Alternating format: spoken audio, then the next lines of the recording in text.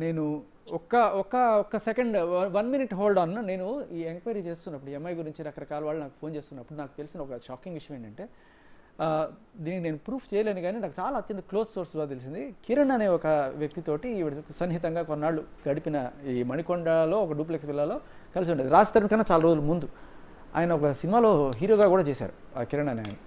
అయితే ఆయన ఒకసారి ఈవిడ కలిసి వెళ్తున్నప్పుడు ఏదో ఆయనకేదో సడన్గా ఏదో గుచ్చుకొని రాడ్ అట్ట దిగబడిపోయిందిట తొడలో దిగబడిపోతే మొత్తం రక్తం కారిపోతూ ఉంటే ఆ రక్తం చూసి నవ్వుతుందిట. భలే ఉంది. ఒక్కసారి ఆయన షాక్ అయిపోయాడు, ఏంటిది ఇదే అని చెప్పి, అంటే సాడిస్టిక్ ఇదనమాట.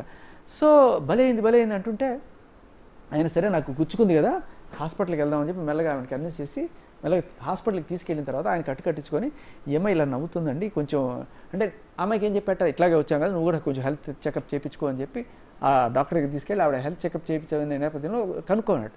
ఆ డాక్టర్ ఇచ్చిన రిపోర్ట్ ఇవన్నీ కూడా తీసుకున్నాడని చెప్పి తర్వాత ఆ రిపోర్ట్ ఎక్కడ బయట పెట్టాడని చెప్పి అతని నా నరక చుక్కలు చూపించిందట. ఇవి మీకు తెలుసా Uday by any chance?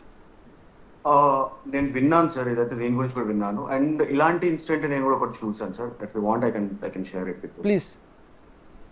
So ఇలాగే ఒక రోజు రాత్రి 2-3 మధ్యలో అప్పటికే చాలా తాగేసి ఉంటాను. సేమ్ ఇలాగే యాస్టీస్గా రాజ్ తరుణ్ గారిని కూడా కొట్టడం జరిగింది. కొట్టినప్పుడు ఆయన ఇలా కింద పడిపోయాడు. కింద పడిపోతే మేము అందరం వచ్చి లేపుతున్నాము. సీసా మన వాటర్ బాటిల్ ఉంటుంది కదా సార్, గ్లాస్ బాటిల్, దాన్ని తీసుకొని ఇక్కడ తల మీద కొట్టింది సార్. కొడితే ఆయన కింద పడిపోయాడు. కింద పడిపోయి అన్న లెగు అన్న ఏమైందన్న, ఓకే అన్న అంతా అది ఇది అంటుంటే, చచ్చిపోడలే వాడేమి, లెగవండి అక్కడి నుంచి ఫస్ట్ అని చెప్పి అన్నట్టు సార్. ఇంకోటి ఏదో చెప్పింది, అవార్డులు తీసుకొని తలపక్కలు కొట్టారా ఏదో చెప్పారు, అది ప్రీతి ఏదో చెప్పింది. ఇంకొక ఆడియో కూడా ఉందండి, ఏదో ఒక ఆడియో రన్ అయింది. అక్కడ మన రాజ్ తరుణ్ ఉన్నాడు, పక్కన ఎవరో కార్తీక్ అనే కుర్రాడు ఉన్నాడు. ఈవిడ మరి డ్రగ్స్ తీసుకుందా మందు తాగిందో తెలియదు కానీ అక్కడ అరుపులు కేకలు ఆడియో ఒకటి 5 నిమిషాలు 6 నిమిషాల వీడియో ఆడియో ఉంది. ప్రతిరోజు రాత్రి 8 గంటలకు 9 గంటలకి మొదలవుతుందండి వాళ్ళ ఇంట్లో. సార్ ఎప్పుడు అలానే బిహేవ్ చేస్తుంది సార్, గట్టిగా అరవడం. నా దగ్గర కూడా ఒక వీడియో ఉంది సార్, తను ఎలా అరుస్తుందో. నేను యాక్చువల్ గా నా ఫేస్ బయట పడుతుందని చెప్పి నేను ఆ వీడియో ఇప్పటికీ కూడా ఇవ్వట్లేదు మీడియాకి. తను అని బయట సార్, ఇది మేము బయట టస్కా అని ఒక ప్లేస్ కి వెళ్ళాము ఆ రోజు మేము. ఆ రోజు వాష్రూమ్ లో ఇలా అరుస్తుంది సార్ తను. ఓకే, అదే ఇక్కడ ఈ ఆడియోలో కూడా అంటే రాజ్ తరుణ్ ఉన్నాడు, కార్తీక్ ఉన్నాడు. అది ప్లే చేయడానికి మాకు అభ్యంతరకరంగా ఉంది, ఎందుకంటే మధ్యలో దారుణమైన భాష ఉంది. ఆవిడ మాట్లాడిన భాష చాలా దారుణంగా ఉంది, అందువల్ల ప్లే చేయలేకపోతున్నాం. అందులో పాపం రాజ్ తరుణ్ మీరు అన్నారు మొన్న లాస్ట్ టైం స్టూడియోకి వచ్చినప్పుడు చాలా దారుణంగా కొట్టేది అని. ఆడియోలో కూడా అతను కొడుతున్నట్టు క్లియర్ గా అర్థం అవుతుంది. ఆ కొట్టడం కూడా రాజ్ తరుణ్ సినిమాలో సంపాదించుకున్న అవార్డులు ఏవైతే ఉన్నాయో అవన్నీ తీసుకెళ్ళి అవన్నీ ఎక్కడ ఉన్నాయి చూపిమని చెప్పండి సార్. తను అంత మంచిది అయితే కనుక అవార్డులని చూపించమని చెప్పండి సార్, తీసుకురమ్మని చెప్పండి. కాదు రాజ్ నా భర్త, రాజ్ నా ఇది, రాజ్ నా ప్రేమ 12 సంవత్సరం అంటుంది కదండి. మరి ఇన్ని సంవత్సరాలలో ఇప్పుడు రాజ్ చేసినా తిను చేసినా ఏది చేసినా ఇద్దరికి ఒకటే కదండి. మరి అవార్డ్స్ అన్ని ఇప్పుడు నిజంగా తన వైఫ్ అని ఫీల్ అయి ఉంటే, ఏ వైఫ్ అండి ఒక మొగాడు గెలుచుకొచ్చినవన్నీ ఏ వైఫ్ అండి పగలగొడుతుంది? ఏ వైఫ్ చేస్తుందండి అవన్నీ? ఎంత కోపం వచ్చినా కూడా ఏ వైఫ్ చేస్తుందండి? లైఫ్ టైమ్ లో గెలుచుకున్న అవార్డ్స్ ఏ వైఫ్ పగలగొడుతుందండి? సరే నువ్వు కోపం వచ్చి టీవీ పగలగొట్టావు, ఫోన్ పగలగొట్టావు, సరే అవార్డ్స్ ఎవరు పగలగొడతాడండి? సినిమా కెరీర్ అంతా నాశనం చేస్తాను, నువ్వు ఎట్లా యాక్ట్ చేస్తావు చూస్తానని ఆడియో, అరుపులు కేకలు. తర్వాత డైలాన్ రెడ్డికి కాల్ చేయడం, మీరు లాస్ట్ టైం చెప్పారు. డైలాన్ రెడ్డికి కాల్ చేసి అప్పటికప్పుడు వాయిస్ మారిపోయింది. విచిత్రమైన ఆడియో చాలా అభ్యంతరకరంగా ఉంది, అందుకని ప్లే చేయట్లేదు యాక్చువల్లీ. ఎందుకంటే అందులో భయంకరమైన బూతులు ఉన్నాయి, అంటే సెక్స్కి సంబంధించిన ఇవి, మధ్యలో మస్తాన్ సాయి అంశాలు, చాలా వల్గర్గా ఉంది. అందువల్ల అది సభ్యత కాదు కాబట్టి మేము ఆడియో ప్లే చేయట్లేదు, కానీ చాలా ఘోరంగా ఉంది. అది ప్రస్తావించినప్పుడు ఆవిడ చెప్పిన మాట ఏంటంటే, ఆ రోజు ఏదో నేను ఫ్రస్ట్రేషన్లో చేశాను అని చెప్పి ఆ ఒక్క ఆడియో పెట్టుకుని నా 10 ఏళ్ల జీవితాన్ని ఎలా డిసైడ్ చేస్తారండి. కానీ వీళ్ళు చెప్తున్న మాట, వీళ్ళు చాలా క్లోజ్గా ఉన్న వ్యక్తులు సార్ రాజ్ తరుణ్ అండ్ లావణ్యకి. ఎందుకు చెప్తున్నానంటే, ఇది వాళ్ళు చెప్పడం కాదు, నిన్న మీరు ఆవిడ పంపించిన ఆడియో కాల్ జాగ్రత్తగా వింటే వాళ్ళ మధ్య ఎంత సాన్నిహిత్యం ఉందనేది ఆవిడే లావణ్య ప్రూవ్ చేసింది మనకి. అంతేకాకుండా లాస్ట్ దీంట్లో కూడా అందులో అంటే నిన్న ప్రీతి మాట్లాడిన ఆడియోలో తప్పేం కనిపించలేదు, ఆవిడ చెప్తోంది తప్పు కాల్ చేసి అసలు మనం గమనించాల్సింది అది. తర్వాత ఉదయ్ కూడా తెలియదు, నేను వాష్రూమ్కి వచ్చి మాట్లాడుతున్నానని కూడా అంటోంది ఆవిడ. వాళ్ళ మధ్య ఎంత సాన్నిహిత్యం ఉంది అనేది మనకి క్లియర్ కట్ గా అంటే అంటుంది కదా, అక్క అంటుంది. వీళ్ళు అక్కడే ఉండేవాళ్ళు సార్, సంవత్సరం 2 సంవత్సరాలు అక్కడే ఉన్నారు వీళ్ళు. సో రాజ్ తరుణ్కి ఇది జరిగేది డైలీ సన్మానం, రోజు ఇదే. ఇప్పుడు ఇంతకుముందు చెప్పిన దానికి సాక్ష్యం లేదు, ఇప్పుడు చెప్పిన దానికి సాక్ష్యం. తను రాజ్ తరుణ్ని పెళ్లి చేసుకుందని నాకు కానీ చెప్పలేదు, ఎవరికి చెప్పలేదు.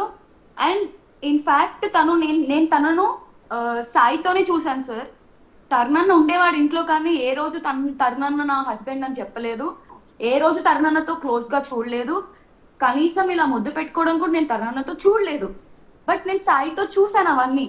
సాయి క్వశ్చన్ చేశాడు, మొగుడు కదా నువ్వు ఎందుకు నా దగ్గరకు వస్తున్నావు సాయి క్వశ్చన్ చేస్తే, మస్తాన్ సాయి తిని ఏం చెప్పిందంటే, రాజ్ నా తమ్ముడు, నేను బయట అందరికి భయపడి అలా చెప్పుకుంటాను రాజ్ నా మొగుడు అని చెప్పి, ఎవరన్నా నన్ను చూడడానికి మళ్ళీ తప్పుగా చూస్తారని చెప్పి నేను రాజ్ నా మొగుడు అని చెప్తాను, కానీ రాజ్ నా తమ్ముడు అని చెప్పి మస్తాన్ సాయి చాలా మంది చెప్పింది సార్ ఈ విషయం.